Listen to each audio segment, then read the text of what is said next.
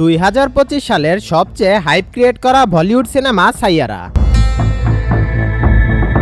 যেটা চলতি বছরের 18 জুলাই মুক্তি পেয়েছে।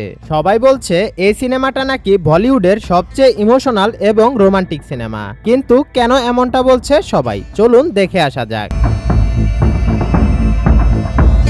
এই সিনেমার শুরুটা হয় একটু অন্যরকম ভাবে। এই সিনেমার গল্পটা একটা হৃদয় ভাঙার গল্প।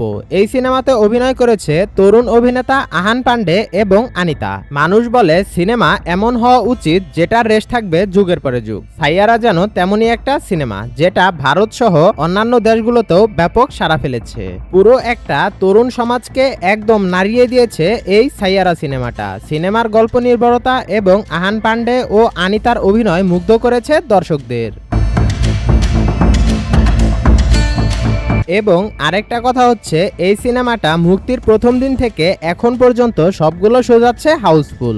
মনে আছে কি 2013 সালে মুক্তিপ্রাপ্ত আশিকি 2 সিনেমার কথা, যে সিনেমাটা কোটি কোটি মানুষকে কাঁদিয়েছিল।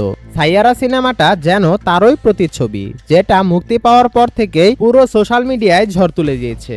এবং এই সিনেমার প্রত্যেকটা গান ট্রেন্ডিং কাঁপাচ্ছে। সোশ্যাল মিডিয়ায় বিভিন্ন প্ল্যাটফর্মে ঢুকলেই শুধু সাইয়ারা সিনেমার গানের রিলস এবং ভিডিও। তো যাই হোক, যারা যারা এই সিনেমাটা দেখেছেন তারা অবশ্যই কমেন্ট করে জানাবেন এই সিনেমাটা আপনাদের কাছে কেমন লেগেছে।